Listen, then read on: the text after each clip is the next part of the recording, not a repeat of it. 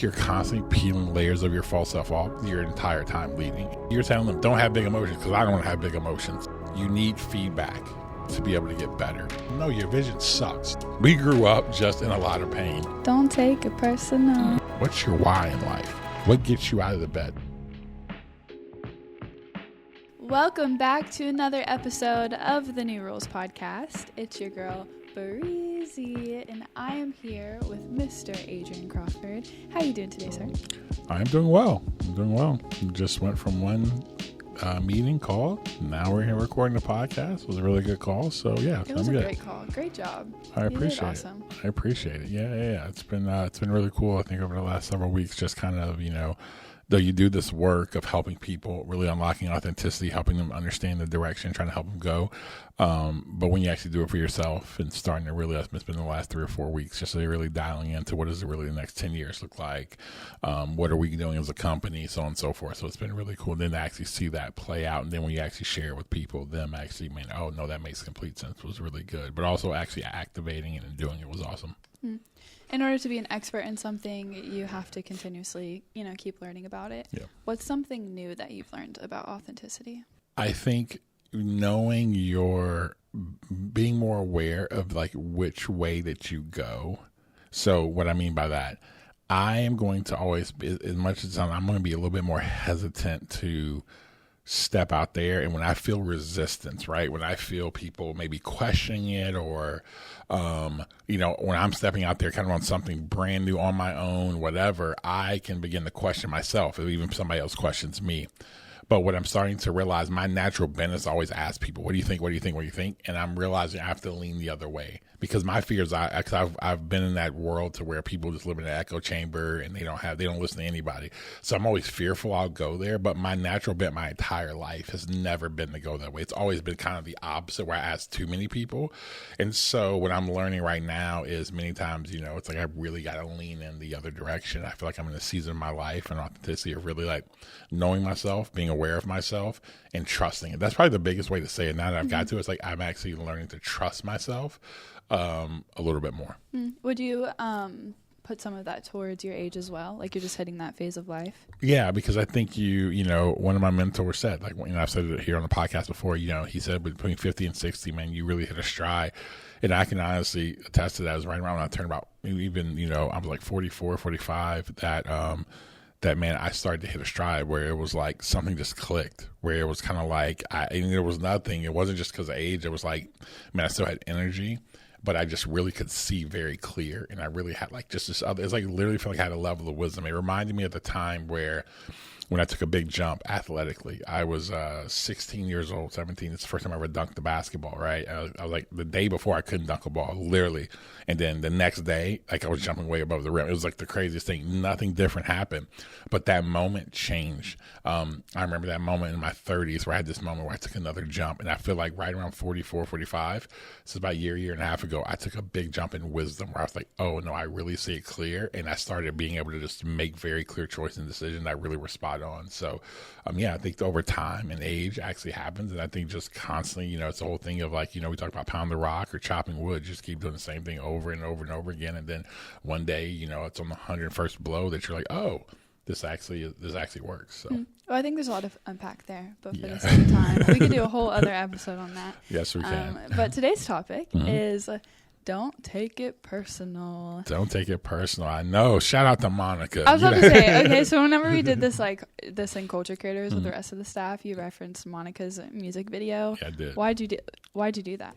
Because actually when I started doing research on it, that actual statement, like when people start saying don't take it personal, I was like, what's the origin of it and whatever.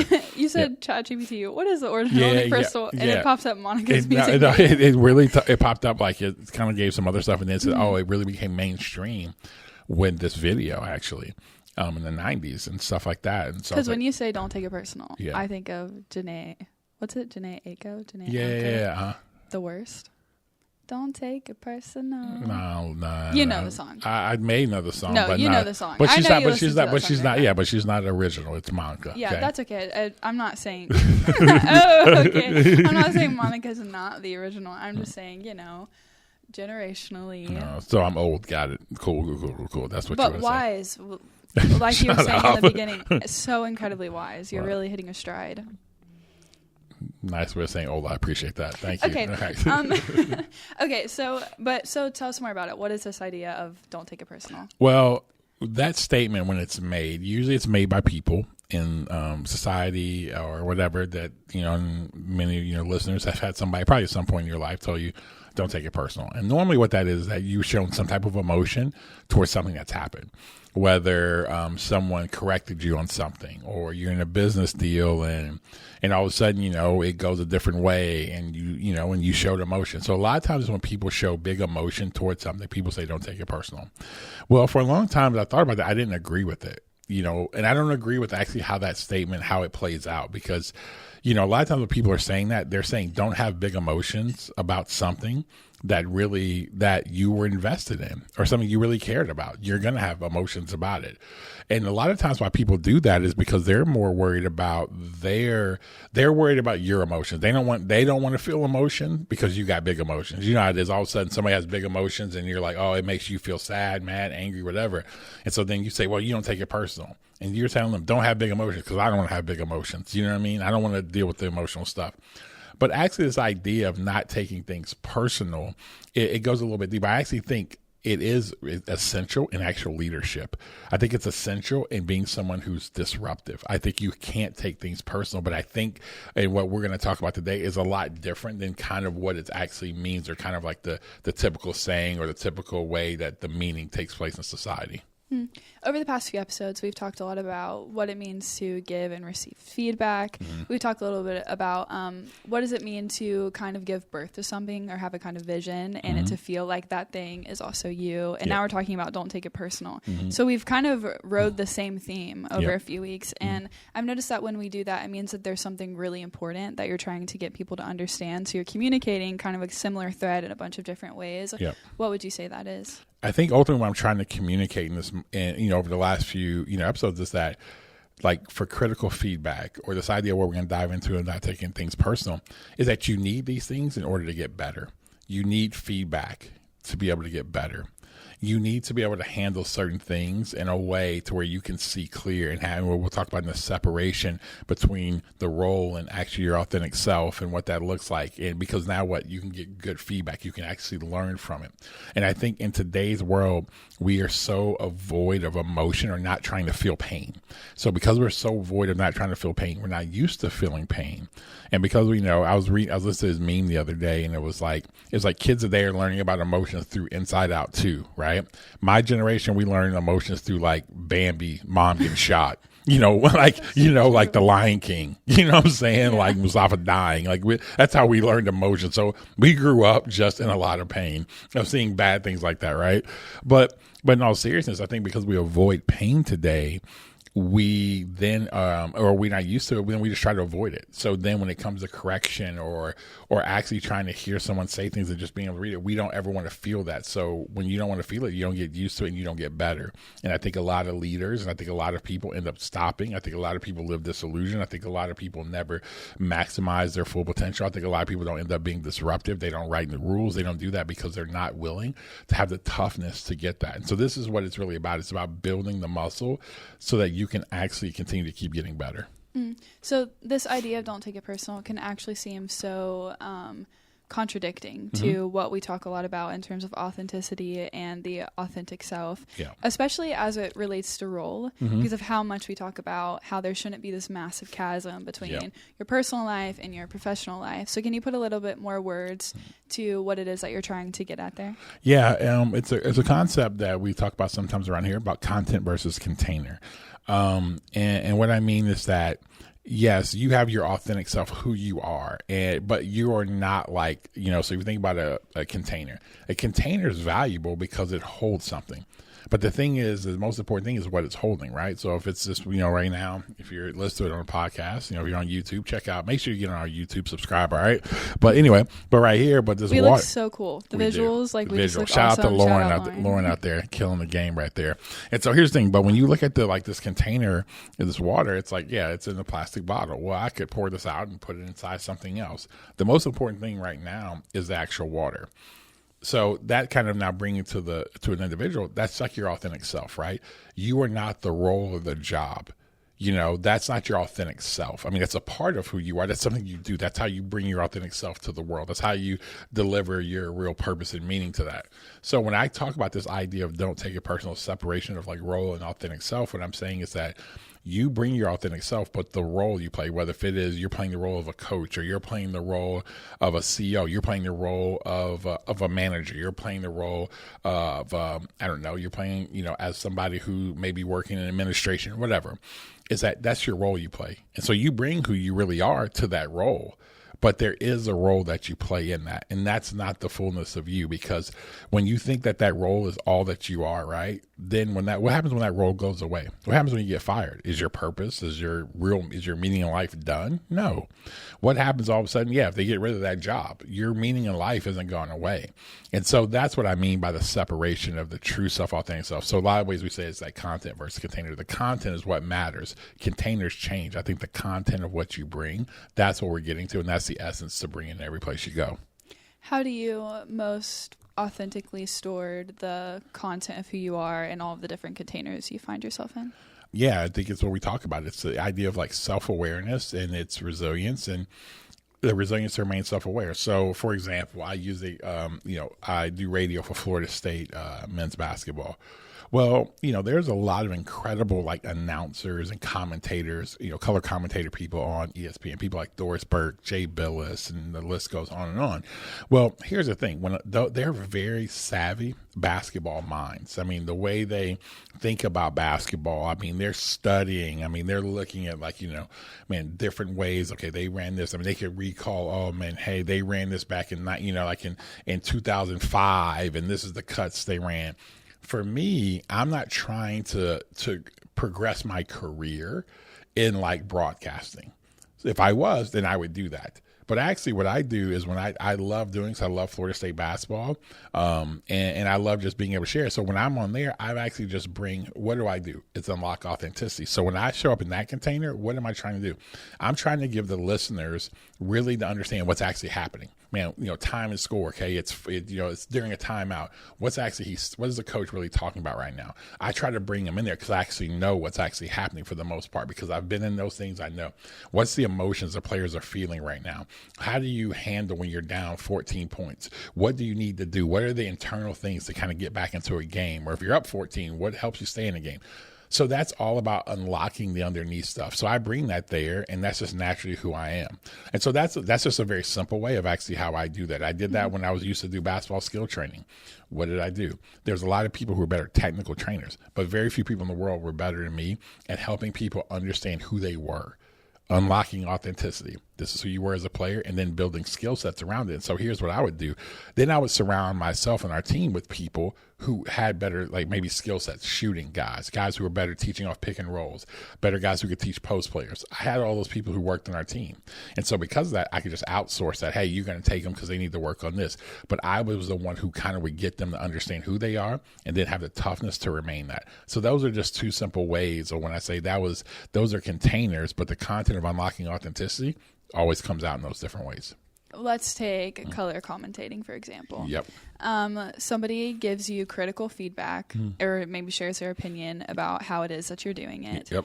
Whenever you get it, what goes on in your mind to help differentiate between, they're giving me critical feedback that is useful for me to know because I'm fulfilling this specific role, versus the times where like, you're wanting me to fulfill this role in a way that might actually violate the value that I add just by being who I am. Yeah, I think the first thing I have to be able to do is be able to like listen to them.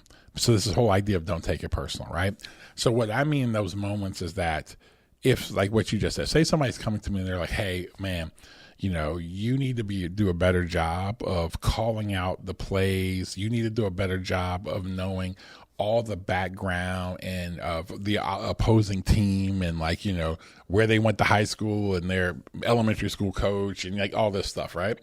Well, in that moment, this is what I'm realizing there is that they're wanting me to, they're not coming after me like, you're an idiot. I can't believe you don't know this. You're stupid. You don't have the intellect to know that stuff. No, they're wanting me to perform a role a certain way. And so what I have to do is separate. That's like, they're not attacking me personally. They're attacking the job, the role, and the way they think I should show up. So when you don't take it, when you're able to have the toughness not to take it personal, you're actually able to hear the information. Because sometimes as soon as someone says something, what do? We go to fight or flight. So you can end up, alligator, samurai. We've talked about that. So you could rage against the person. You could tune the person out because you're just like, or all of a sudden you could be like, yeah, you're right, I'm going to change, because of just like, you're just so worried about other people's perception. So when someone would do something like that, it gives me the ability to listen to what they're saying to me. Okay, oh, so you want me to do this. And then what I can do in that moment, I'm like, oh, no, I totally understand that, but that's not really my role here. My role is to commentate on Florida State basketball. My role is to give feedback and insight to Florida State, because that's why I'm doing the radio. That's why I stopped doing ESPN and doing TV, because you had to know everyone. You had to know the other team and all this. And I didn't have the time to prepare like that. So this was a way that I still was around it, loved it, kept working on a skill set of communication, which I do a lot of, and to be around stuff. I was going to go to the games anyway. They actually just pay me to do it now. So. Okay. Yeah. Okay. So maybe let's choose an example that's a little bit more tender. Okay. So something that actually starts to hit you, like tell us about a time where something really did hit you as personal, why that happened, and if you could share a little bit more about what you've observed typically causes people to take it more personally. Okay, here's one. I feel very much so called to help develop just high potential. I develop high kind of potential and just really high level leaders. I really feel like a real passion to do that. Well, to do that, many times we put people in environments that really push them. And so I think at times what people will say towards me will be, because sometimes in today's era, it's everyone, I think sometimes can have an overreaction to a hustle culture. So we have a very, say demanding culture, expectation. We expect you to do stuff. We expect you to work hard. You're going to work, again, it's like, however long it takes to actually get the job done, so on and so forth. And sometimes I would hear people just come against me and say, oh, you don't care about people. Man, you're overworking people. This is out of balance. You're going to burn people out. And so what I would do in that moment, I would take that personal, because I'm like, I think people say I don't care about people. And that was the least of that was the last. And no, I actually care about them because they've said this is what they want to do. And so actually, this is what it takes.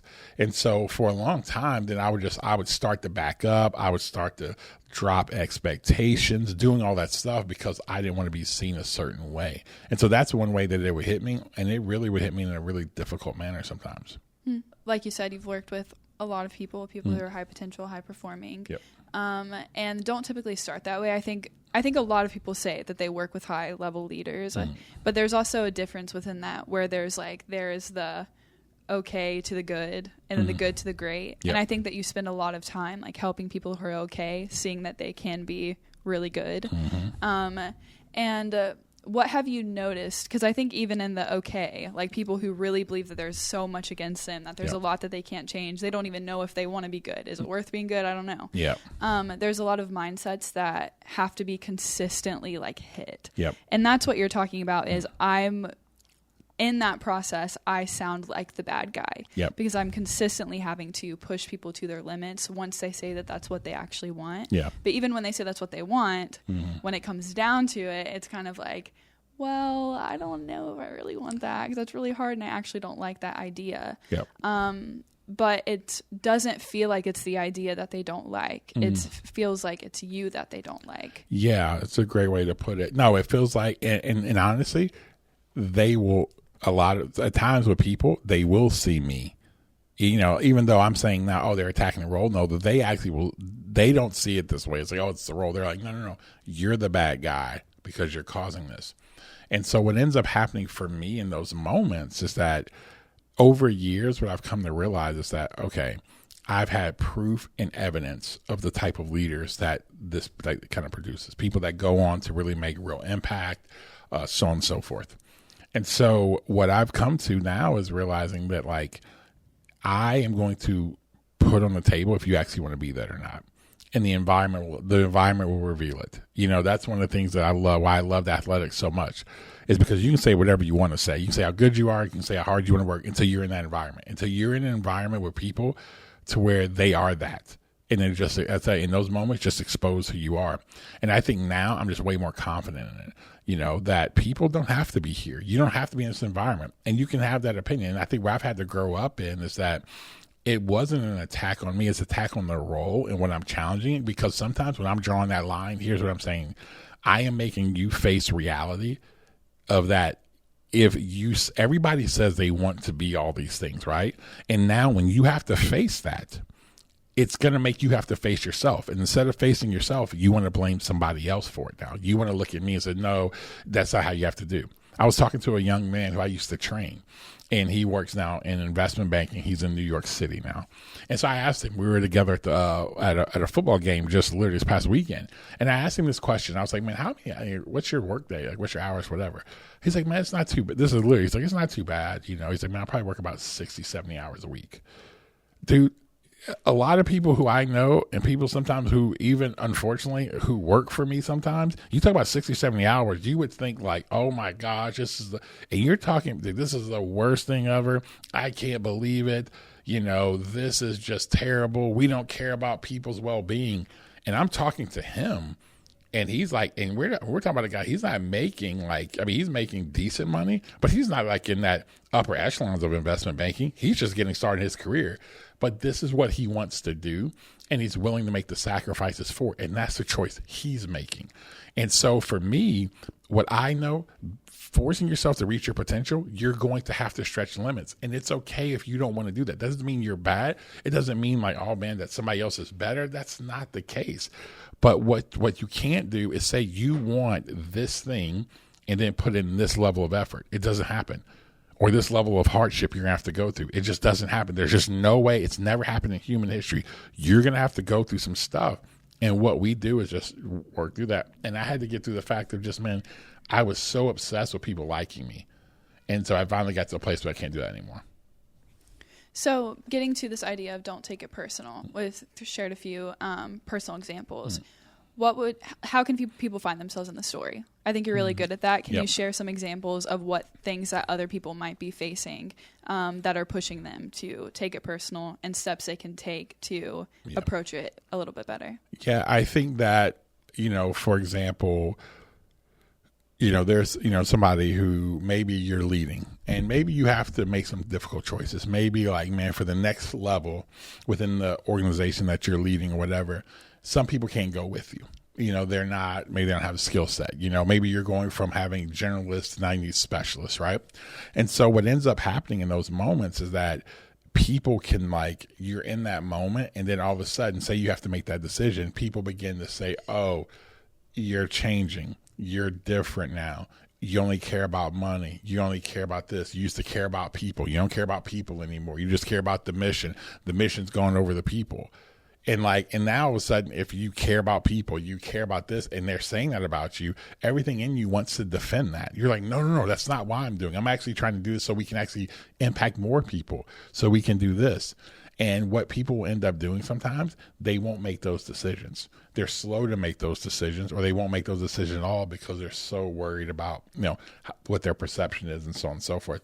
I've seen other people go to a place to where they take it when someone does this, they can't receive feedback because instantly what they do, they go to just self-loathing. They go to, you know what, I am the worst, man. And they feel like they're personally attacking them. They may just say, hey, man, you need to be a little bit better with this. And I know at times I've gone there. And when you do that, what you end up doing is that you can't hear the information properly. You know what I'm saying? Again, this whole thing, alligator samurai. You can't, you're not being a patient in those moments. And so, reference from our previous episode. Yeah. And so a lot of people can go there because what you'll end up doing, you won't hear the information well. And so sometimes what you do is then you'll say, oh no, that's what we live a lot of this in today's generation. Is that, oh man, everybody's haters. They're just ruining the vibes. They just don't see who I am. They can't see my vision. Like, no, your vision sucks. And what you're doing sucks. So no, people are going to criticize that, and they're trying to actually help you. But, and I think a lot, and so again, there's reasons of people you have to listen to, who you should listen to, so on and so forth. But I think it's just a really hard, difficult thing. If you don't learn how to separate those two, you won't have the toughness to be able to take the information or to reject the information.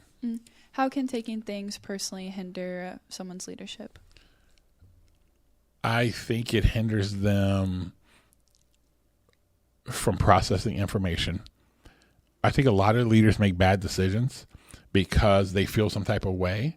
And so they filter information through that versus filtering information through just the right lens. And so if you're feeling insecure, you're feeling angry, you'll process information to feed whatever narrative you're feeling in that moment. And so I think that's how it hinders people. So then you don't get the proper information to then be able to make the right decision. I think as well, what you end up doing as a leader is that you don't have the emotional bandwidth. You start to wear yourself out. And that's where I think some of the emotional burnout comes, because when you take everything this way and you feel like everything's such a personal attack, that emotionally wears on you. So then when all just the every day-to-day stuff happens, at home or in work, whatever, you start to just wear out because there's just so much that's coming at you. So I think they're just, make proper decisions. I think people get burned out. Those are just the couple things that come to mind. We talk a lot about not being able to lead something that you're afraid to lose, which means practically, like if you're leading at the level that you need to lead, it could honestly mean that you could lose the role that you find yourself in, and you should lead it at that level of risk and care. Should we ever lead at the point to where we're willing to lose ourselves?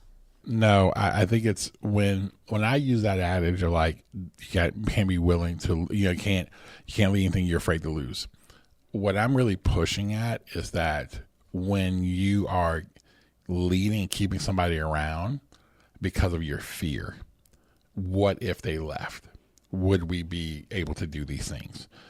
If they left, what kind of impact is that going to make? What are people going to think about me as a leader? What are they going to think about me as a manager? What are they going to, on and on. But that's about a fear. I think you absolutely, you shouldn't lose yourself, because that's actually who you are. That's the main thing. It's about when you're doing something out of outright fear of what's going to happen in the future. You know what I'm saying? And I think we know if you lose who you're supposed to be and don't bring your authentic self, then what you're going to build a false world. And that false world, I don't believe in the new world we're entering into, is going to really produce anything. Do you think that you should lead yourself at the level of being willing to lose like your false self? Absolutely. Yeah. Because I feel like that's how that analogy could even apply to that. Yeah, that's a good way to put it. I think that a leader's going to, the false self, I don't think you fully get rid of your false self. I think you're constantly peeling layers of your false self off your entire time leading and really living. I think you should get better. I think, I look back on it now, I'm like, man, been leading for over 20 some odd years. I'm like, oh, no. I'm way more authentically me. But here's the other thing. I also know there's a lot more of layers to be pulled out that just comes with time. It comes with me just making those decisions. It comes with things right now that I know I'm not, because I can look back on and realize, oh man, I thought I was really like authentic 5 or 6 years ago. And there's things that popped up like, oh, I wasn't even aware of that. And there's going to be things 10 years from now, I'm like, oh, man, I wasn't even aware of that. That's why I think some things in life just takes time, because you just become aware. You know what I mean? If you were aware of all the stuff you had to change at like every moment, it would be so overwhelming. And also it would take it's the journey. You know what I mean? Like, I think once you accept that, like, it's really been a little bit more freeing for me knowing like, oh man, like I'm going to be unraveling this for the rest of my life. And it gives me a little bit more freedom in life to go through it. And when something comes up, I don't like beat myself up about it. Like so crazy where I'm like, I cannot believe I did that. That was the worst thing ever. Like, no, I wasn't aware of it. Okay. Now it allows me to look at the situation, learn from the situation, and then get better from the situation. I think one of the things that you actually can do, because, again, a lot of times we talk about concepts, but then we also try to say practically what can you do. And one of the things that you can do is what I like to call like rhythms of reminder. I think it's very important for you to consistently to remind yourself of actually who you are. That is why, with the people we work with and some of our even things that we've kind of made our own kind of grid called our life. We help people with our clients and people work called the life blueprint. That we do that for people because we want that to be a thing that anchors reinforce them, to remind them of who they are. So I have one, and I have it available because there's probably, you know, at least, you know, I would say now I do it probably once a month. Sometimes I even do it weekly to remind myself, oh, this is my why, what we like call our purpose statement. This is my process. This is how I do this. And this is the products I bring. Because what it ends up doing, it helps me understand consistently, this is what I'm supposed to bring. And so now when I know that, when people do bring things good, you know, when they bring correction or whatever, I can then tell like, ooh, that really can help me. Because, man, you know what? I'm not being who I was supposed to be in that, you know. But, you know, I'll give you a very practical example of that. This past week, a really good friend, shout out to my guy Fly, Michael Fly, that's one of my closest friends in the world. And I called him about something, and I was pissed off. I was pissed. And so I called him, and I was like, you know, and I just started telling the situation, whatever. And man, he listened to me, and it was perfect. He's like, dude, I totally understand where you're at. You're absolutely right. He was like, but you going and having this conversation is strictly about your ego. It's really all your ego. You feel some type of way, which you should, but if you really take a step back at it, that person who said those things, you know they're wrong. I know they're false. We know that person saying it because they feel threatened by you, and they feel threatened by the position that you have now. So here's the thing. What they want to do is to do X, Y, and Z if you make this decision. And so, but that's about your ego. You'll feel better because you're like, I'm not going to let anybody talk to me like that. He's like, but is that really you? He's like, because there's something way bigger that we're trying to accomplish, and you're trying to accomplish.